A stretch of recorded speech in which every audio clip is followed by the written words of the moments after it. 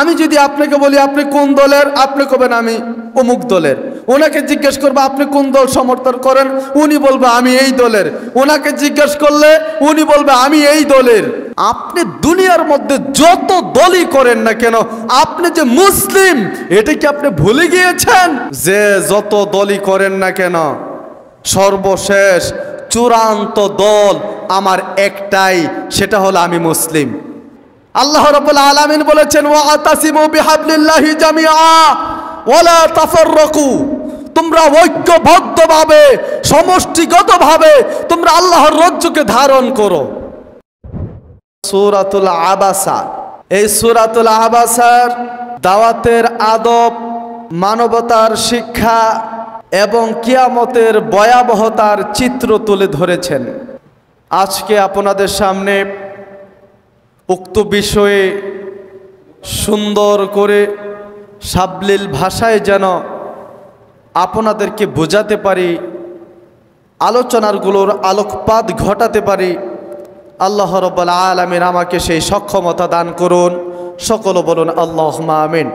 মহান আল্লাহ রাব্বুল আলামিন সূরাতুল আবাসার প্রথম এবং দ্বিতীয় নং আয়াতের মধ্যে আল্লাহ রাব্বুল আলামিন বলেছেন আবাসা ওয়া তাওয়াল্লা আন জাআহুল আ'মা। আল্লাহ রাব্বুল আলামিন বলেন তিনি ভ্রু কুঁচকালেন, কারণ তার কাছে একজন অন্ধ ব্যক্তি আগমন করেছিলেন। এটা কার দিকে ইঙ্গিত প্রদান করলেন? কে ভ্রু কুঁচকালেন, কেন ভ্রু কুঁচকালেন, এই বিষয়টি এখানে স্পষ্ট করে দিয়েছেন আল্লাহ রাব্বুল আলামিন। আবাসা ওয়া তাওয়াল্লা, আল্লাহ রাব্বুল আলামিন বলেন তিনি ভ্রু কুঁচকালেন। ভ্রু কুঁচকানো মানে কি আমরা বুঝি? মানুষের কোনো কথা, কোনো আচরণে যখন আমার একটু কষ্ট লাগে বা তার কার্যকলাপটা আমার সন্তুষ্ট না, তখন মনটা খারাপ করে ভ্রু কুঁচকানো, কপালটা ভাঁজ করা, ভ্রু কুঁচকানো, কপালে ভাঁজ পড়ে যাবে, ভ্রুটা অন্যরকম হয়ে যাবে, স্বাভাবিক থেকে একটু অন্যরকম হয়ে যাবে, এটা হলো ভ্রু কুঁচকানো। তার মানে কেন ভ্রু কুঁচকালেন? আন জাআহুল আ'মা, আল্লাহ রাব্বুল আলামিন বললেন কারণ তার কাছে একজন অন্ধ ব্যক্তি আগমন করেছিলেন। রাসূলুল্লাহ সাল্লাল্লাহু আলাইহি ওয়াসাল্লাম কুরাইশ বংশের কিছু প্রভাবশালী ব্যক্তিবর্গদেরকে ইসলামের দাওয়াত দিচ্ছিলেন। রাসূলুল্লাহ সাল্লাল্লাহু আলাইহি ওয়াসাল্লাম যখন মক্কার কুরাইশদের বড় বড় কিছু নেতা, প্রভাবশালী, ধনী এমন কিছু ব্যক্তিবর্গদেরকে যখন ইসলামের ইনভাইটেশন করলেন, ইসলামের পথে আহ্বান করলেন, দাওয়াত দিচ্ছিলেন, এমন সময় একজন অন্ধ ব্যক্তি সেখানে হাজির। যখন রাসূলুল্লাহ সাল্লাল্লাহু আলাইহি ওয়াসাল্লামকে ইঙ্গিত করা হলো, তখন রাসূলুল্লাহ সাল্লাল্লাহু আলাইহি ওয়াসাল্লাম তার দিকে তাকালেন এবং একটু রাগান্বিত, একটু ভ্রু কুঁচকিয়ে বুঝালেন যে এই অন্ধ ব্যক্তিটা এখন আসার আর সময় পেল না, এখন আমি প্রভাবশালী ব্যক্তিবর্গদেরকে ইসলামের দাওয়াত দিচ্ছি, এখনই কি সময় হলো এই অন্ধ ব্যক্তিটা এখানে আসার? হয়তো এমন একটা চিন্তা ভাবনা থেকে রাসূল সাল্লাল্লাহু আলাইহি ওয়াসাল্লাম ভ্রু কুঁচকালেন, মানে সেটা পছন্দ করলেন না। সম্মানিত মুসলিনে কেরাম, ওই সাহাবীটার নাম ছিল অন্ধ সাহাবী। অন্ধ সাহাবীর নাম ছিল আব্দুল্লাহ ইবনে উম্মে মাকতুম। আব্দুল্লাহ ইবনে উম্মে মাকতুম এই অন্ধ সাহাবীর দিকে তাকালেন এবং ভ্রু কুঁচকালেন।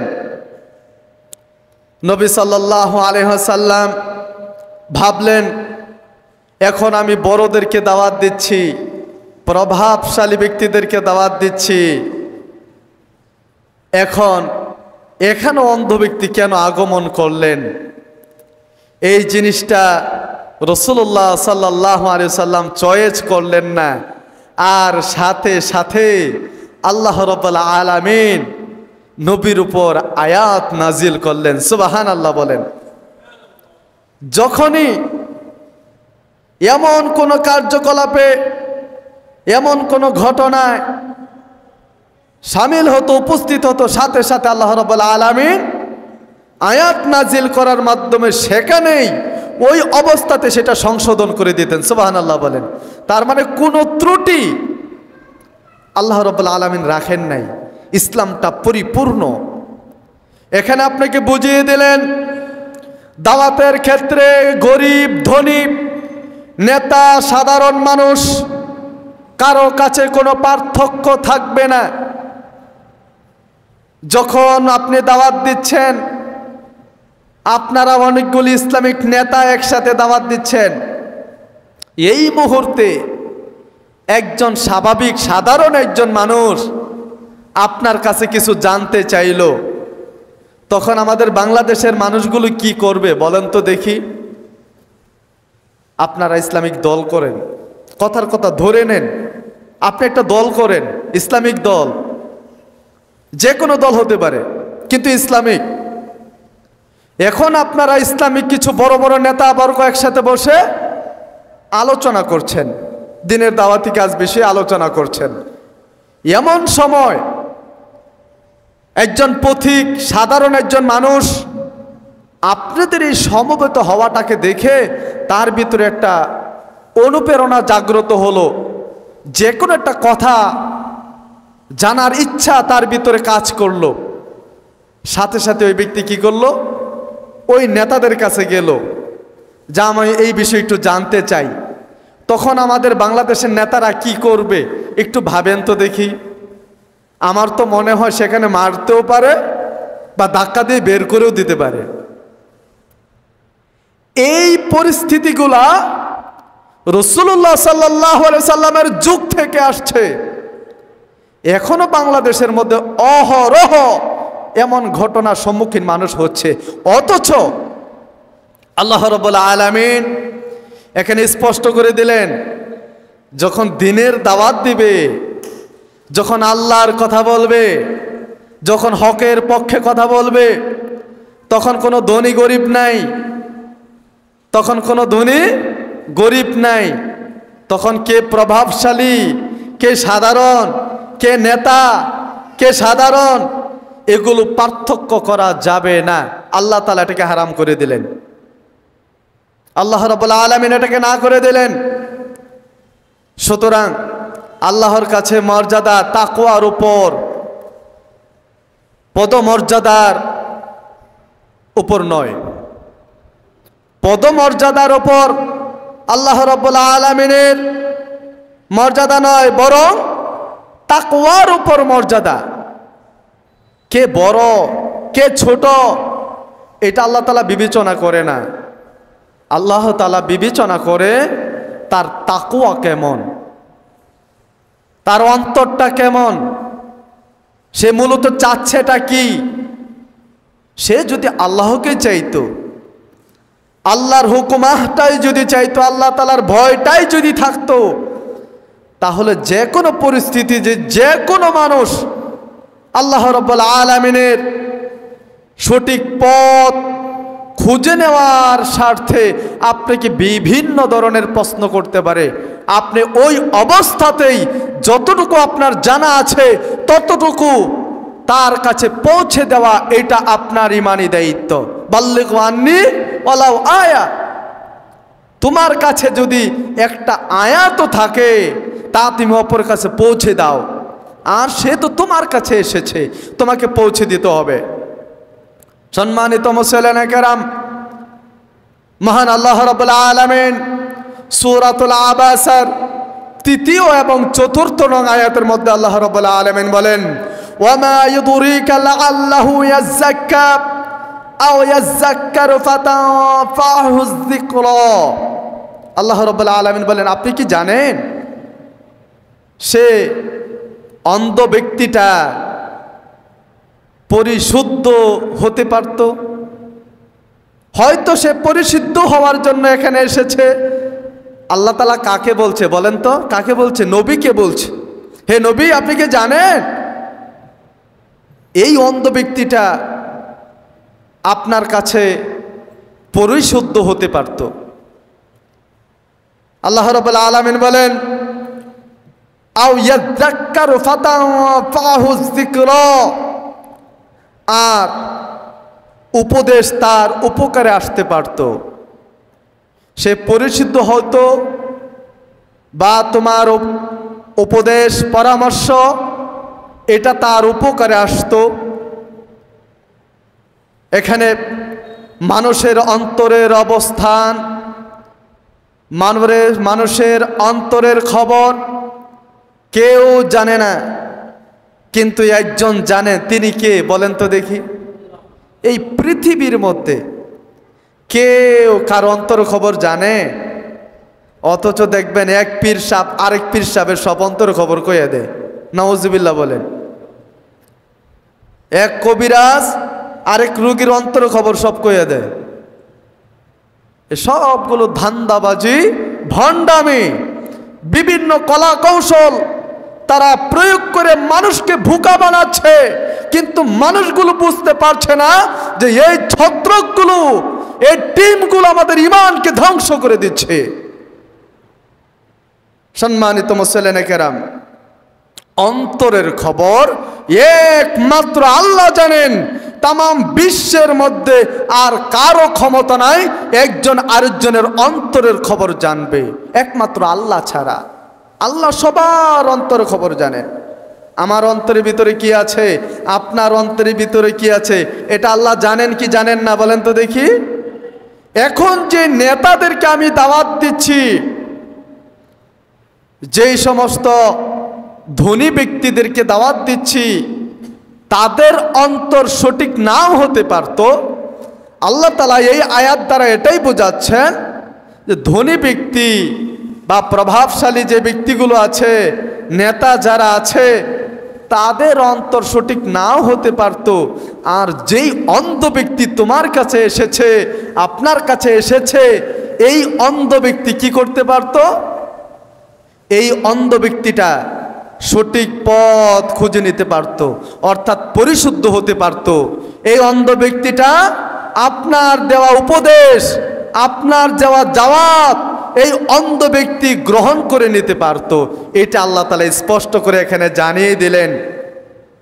রাসূলুল্লাহ সাল্লাল্লাহু আলাইহি ওয়াসাল্লাম দাওয়াতের লক্ষ্য হওয়া উচিত মানুষের হিদায়াত, জনপ্রিয়তা না। এই বিষয়টি আমাদের প্রিয় নবী সাল্লাল্লাহু আলাইহি ওয়াসাল্লামকে স্পষ্টভাবে আল্লাহ তাআলা এখানে জানিয়ে দিয়েছেন। আল্লাহ রাব্বুল আলামিন এই নবীকে, আমাদের প্রিয় নবী হযরত মুহাম্মদ মুস্তাফা সাল্লাল্লাহু আলাইহি ওয়াসাল্লামকে এই ঘটনার পরিপ্রেক্ষিতে যেই আয়াতগুলো নাজিল করেছেন, এই নাজিলকৃত এই আয়াতগুলো থেকে আমাদেরকে শিক্ষা দিচ্ছেন যে আমরা কিভাবে ইসলামের নিয়ম কানুনগুলো আমরা মানব, আমরা কিভাবে ইসলামের দাওয়াতি কাজগুলো বিনয়ী হয়ে অহংকার মুক্তভাবে প্রত্যেকটা মানুষের ধারে ধারে ইসলামের দাওয়াত কিভাবে পৌঁছে দেব। এই শিক্ষাটাই মহান আল্লাহ রাব্বুল আলামিন সূরাতুল আবাসার দ্বিতীয়, তৃতীয় এবং চতুর্থ নং আয়াতের মধ্যে আমাদেরকে শিক্ষা দিলেন। সুবহানাল্লাহ বলেন। আমরা দাওয়াতি কাজ করব, আমাদের ভিতরে কোনো অহংকার থাকা যাবে না। আমরা দাওয়াতি কাজ করব, আমাদের মধ্যে কোনো শ্রেণীবিন্যাস থাকবে না।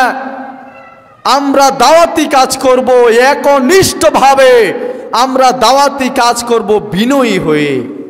আল্লাহ রাব্বুল আলামিন বিনয়ী হয়ে আমাদের প্রত্যেককে আল্লাহ রাব্বুল আলামিনের দাওয়াতি কাজ করার তৌফিক দান করুন। সকলে বলেন আমিন। বর্তমান জামানায় অত্যন্ত দুঃখের সাথে বলতে হয়, আমার টিম তোমার টিম, ওর টিম তার টিম, আমার দল তোমার দল, হের দল তার দল, কত দলে সব ভরে গিয়েছে। আমি যদি আপনাকে বলি আপনি কোন দলের, আপনি কবেন আমি অমুক দলের। ওনাকে জিজ্ঞেস করবো আপনি কোন দল সমর্থন করেন, উনি বলবে আমি এই দলের। ওনাকে জিজ্ঞেস করলে উনি বলবে আমি এই দলের। আপনি দুনিয়ার মধ্যে যত দলই করেন না কেন, আপনি যে মুসলিম এটা কি আপনি ভুলে গিয়েছেন? আপনার নেতা হযরত মুহাম্মদ মুস্তাফা সাল্লাল্লাহু আলাইহি ওয়াসাল্লাম, এটা কি আপনি ভুলে গিয়েছেন?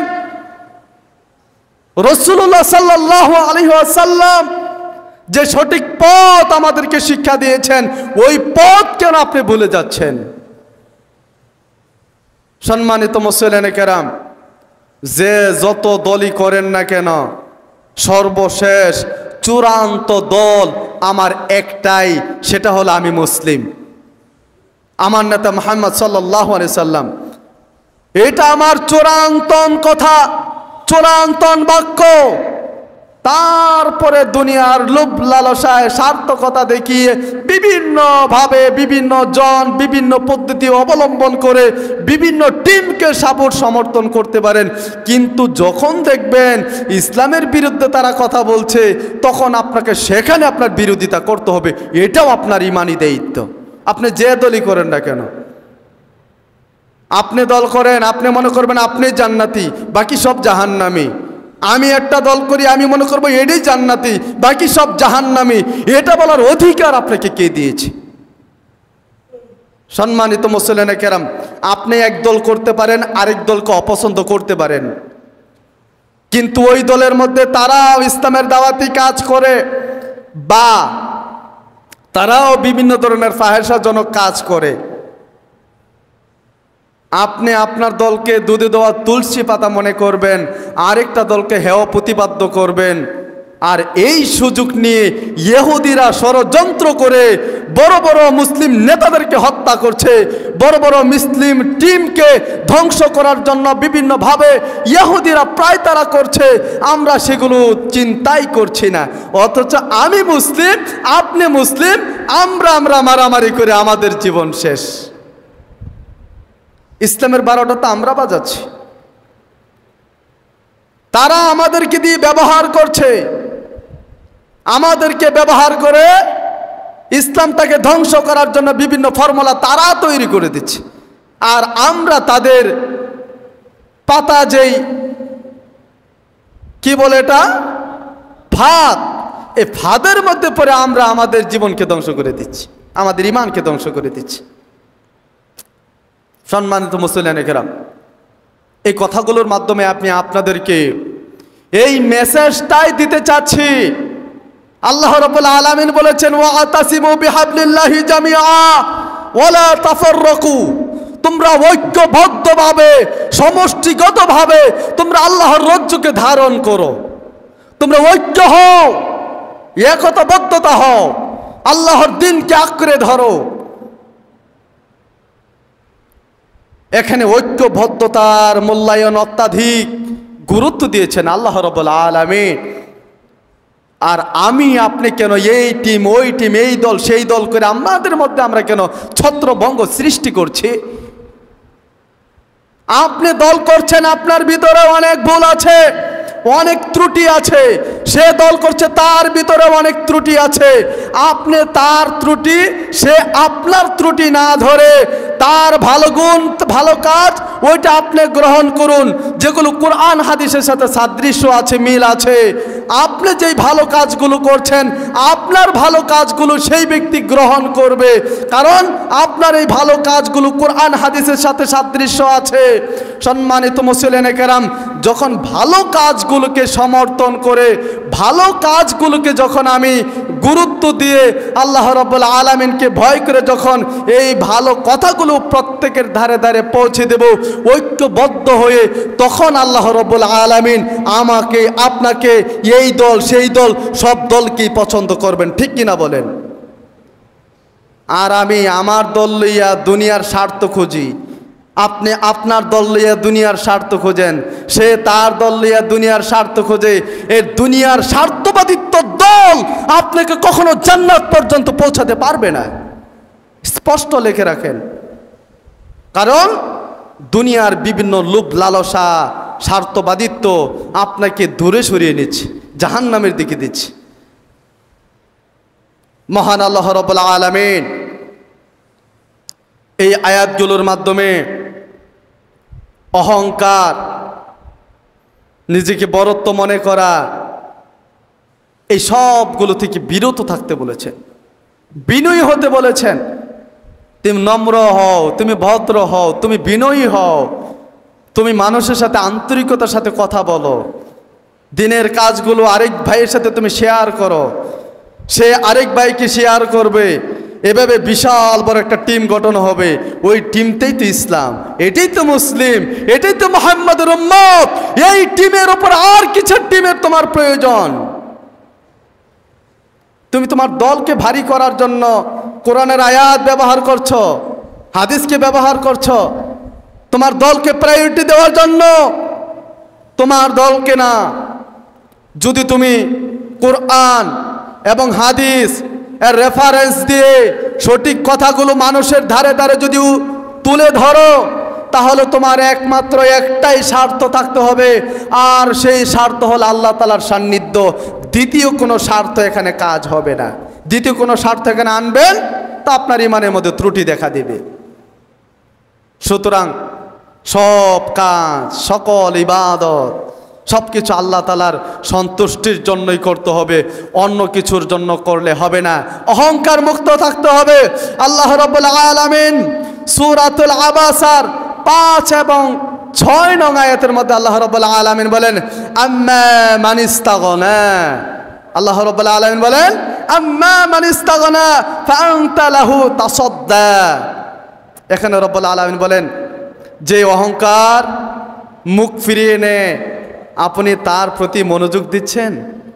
রসুলকে বলছে, হে রসুল, যে অহংকার, যে মুখ ফিরিয়ে নেয়, আপনি কি তার প্রতি মনোযোগ দিচ্ছেন? এই কথা দ্বারা কি বোঝালেন? ওই যে ধনীদেরকে দাওয়াতের কাজ করলেন এবং অন্ধ ব্যক্তি যখন উপস্থিত হলেন, অন্ধ ব্যক্তির দিকে তাকিয়ে ভ্রু কুচকালেন, এটা বুঝালেন যেটা আমি পছন্দ করলাম না। তখন আল্লাহ রাব্বুল আলামিন নবীকে শিক্ষা দিচ্ছেন, নবীর মাধ্যমে তাম বিশ্বের সমগ্র মুসলিম জাতিদেরকে শিক্ষা দিচ্ছেন, এটা যে অহংকার সে করে যে ব্যক্তি মুখ ফিরিয়ে নেয়। আর আপনি কি তাদের প্রতি মনোযোগ দিচ্ছেন? আল্লাহ রাব্বুল আলামিন বুঝালেন যে ওদেরকে রেখে আপনি ওদের কাছে এসেছেন, নেতা ধনী আপনি তাদের কাছে এসেছেন, আর অন্ধ ব্যক্তিটা আপনার কাছে এসেছে। এই কথার দ্বারা কি বুঝালেন? যে হে রাসূল, আপনি ধনীদের কাছে গিয়েছেন, নেতাদের কাছে গিয়েছেন, আর অন্ধ ব্যক্তিটা আপনার কাছে এসেছে। সুতরাং এখানে ভ্রু কুচকানো নয়, আল্লাহ তাআলা বুঝালেন তাকেই আপনি গ্রহণ করুন, অন্ধ ব্যক্তিটাকেই গ্রহণ করুন। কারণ অন্ধ ব্যক্তিটা আপনার কথা মেনে নিতে পারে, সে পরিশুদ্ধ হতে পারে, সে জান্নাতের পথ খুঁজে নিতে পারে। সেই জন্য রসুলকে বললেন যে আপনি অহংকার যারা মুখ ফিরিয়ে নেয় তাদের দিক মনোযোগ দিয়েন না, এটা আল্লাহ তাআলা বুঝালেন। এবং বললেন যে ব্যক্তি আপনার উপর উপস্থিত হয়েছে, অন্ধ ব্যক্তি, তার প্রতি আপনি গুরুত্ব দেন, তাকে আপনি পরিশুদ্ধ করার চেষ্টা করুন, তাকে আপনি পরিশুদ্ধ করুন। মহান আল্লাহ রাব্বুল আলামিন এই আয়াত দ্বারা দাওয়াত কখনো প্রভাবশালীদের মনোরঞ্জনের জন্য নয়, বরং সত্য জানতে চায় তারাই হলো আসল প্রাপক।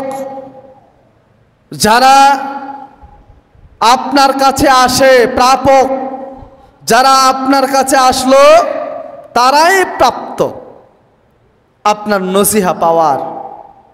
যারা আপনার কাছে দেয় তাদেরকে অবহেলা করবেন না, তাদেরকে প্রায়োরিটি দেন, তাদেরকে অমূল্যায়ন করবেন না।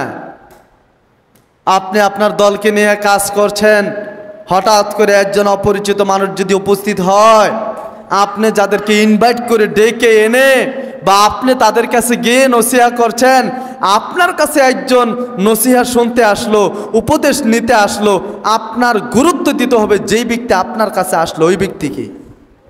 আল্লাহ রাব্বুল আলামিন এই আয়াতগুলোর দ্বারা এটাই বোঝাতে চাইলেন।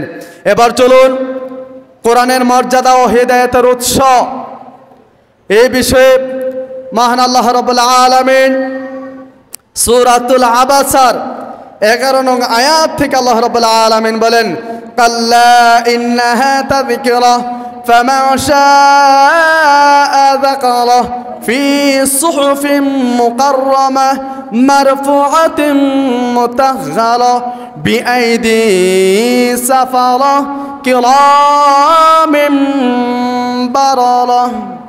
এখানে আল্লাহ রাব্বুল আলামিন বলেন, না, এটা এক মহান উপদেশ। কোরআনটাকে বললেন, আল্লাহ বললেন এ কোরআন এটা একটা মহান উপদেশ, বিশাল উপদেশ। সে তা স্মরণ করতে পারে, এটিতে রয়েছে সম্মানিত অপবিত্র পৃষ্ঠাসমূহে যা থাকে সম্মানিত নিষ্পাপ ফেরেশতাদের হাতে। এই কথাগুলোর যারা কি বুঝালেন জানেন? কোরআনে শুধু ধর্মীয় বই নয়। আমরা যদি মনে করি যে কোরআন এটা শুধু ধর্মীয় বই, এটা আমাদের ভুল হবে। কোরআন শুধু একটি ধর্মীয় বই নয়, বরং এটি একটি জীবন বিধান। আপনি জীবনটা কিভাবে পরিচালনা করবেন, আপনার জীবনটা কেমন হবে, আল্লাহ রাব্বুল আলামিন আপনার জীবন বিধান হিসেবে কোরআনটাকে নাজিল করেছেন।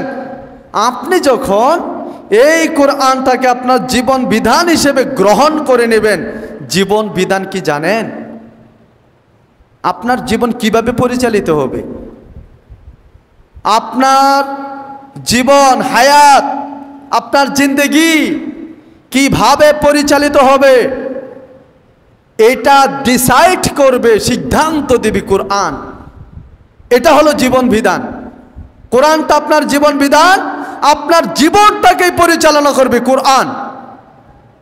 প্রত্যেকটা স্তরে, প্রত্যেকটা সময় কোরআন ডিসাইড করবে আপনি কিভাবে চলবেন, কার সাথে কিভাবে আচরণ করবেন।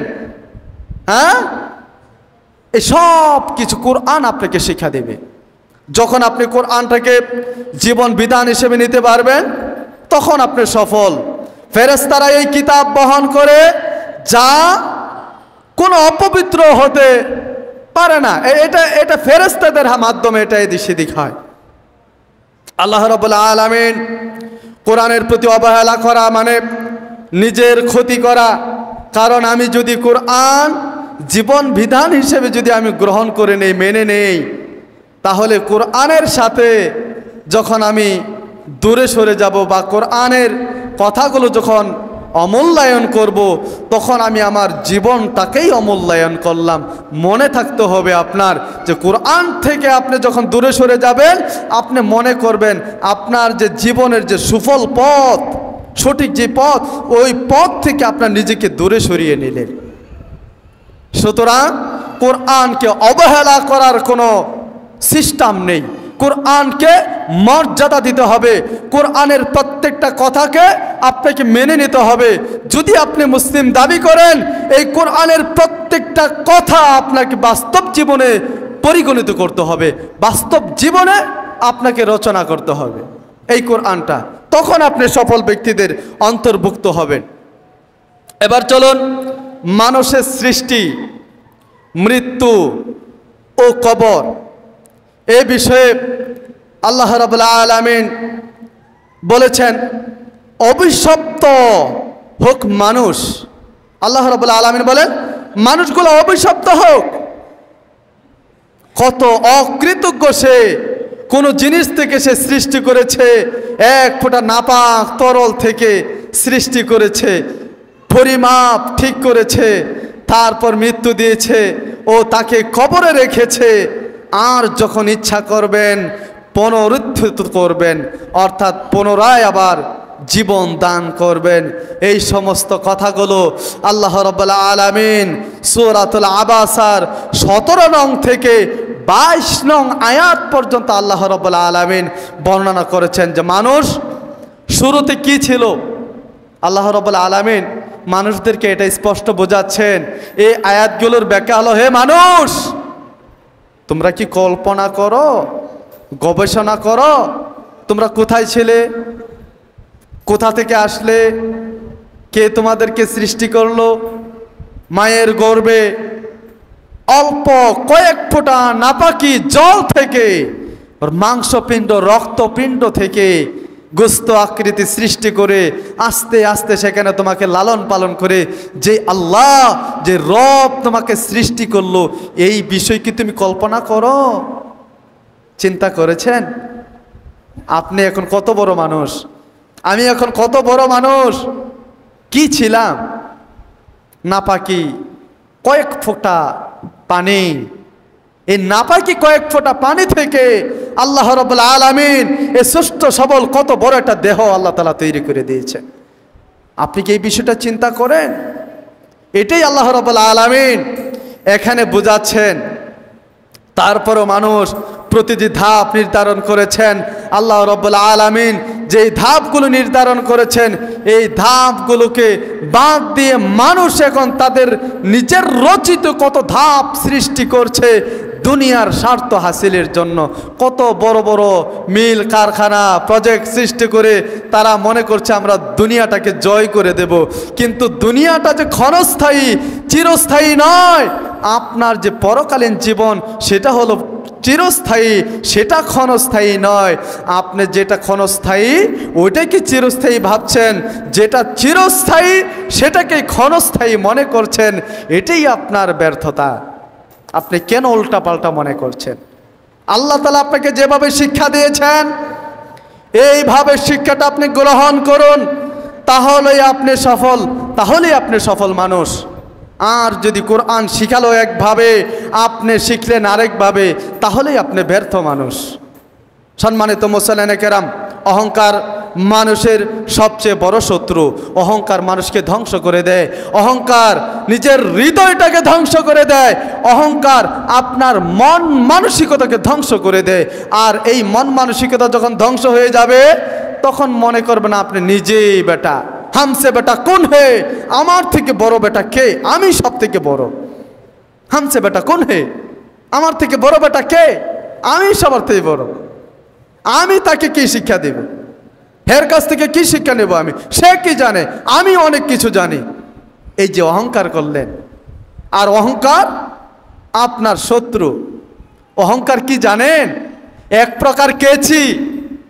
কেচি যেমন কাগজকে টুকরো টুকরো করে দেয়, ঠিক অহংকার মানুষের আমলকে কেচির ন্যায় কেটে টুকরো টুকরো করে দেবে।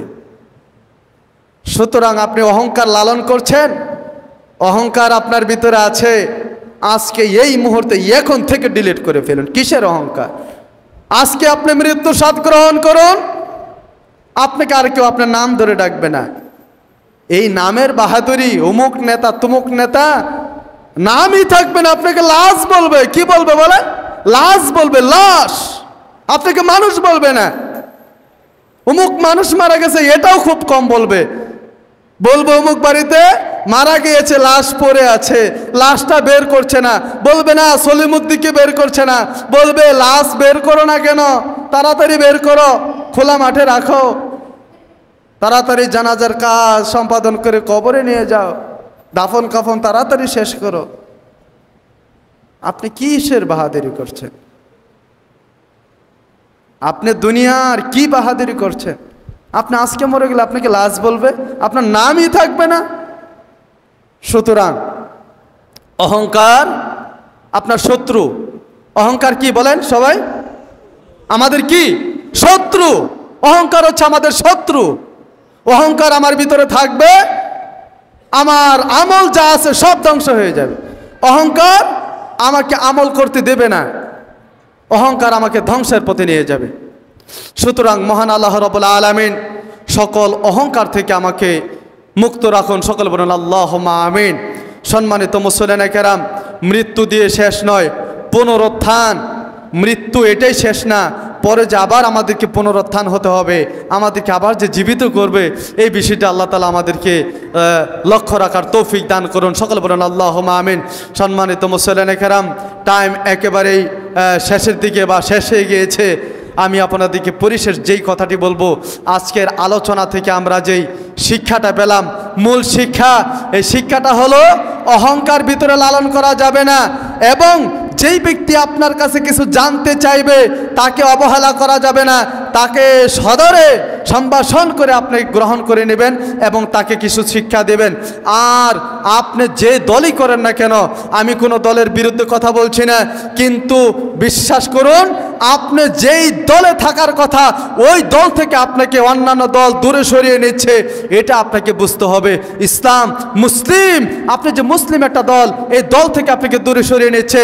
আপনার নেতা মুহাম্মদুর রাসূলুল্লাহ সাল্লাল্লাহু আলাইহি সাল্লাম, এই নেতা থেকে আপনাকে দূরে সরিয়ে গিয়ে আরেক নেতার পূজারি করাচ্ছে। এই বিষয়টা আপনাকে সূক্ষ্ম দৃষ্টিকোণ থেকে আপনাকে বিবেচনা করতে হবে। আল্লাহ রাব্বুল আলামিন আমাদের সকলকে আজকের আলোচনা থেকে শিক্ষা গ্রহণ করার তৌফিক দান করুন। সকল বলেন আল্লাহুম্মা আমিন।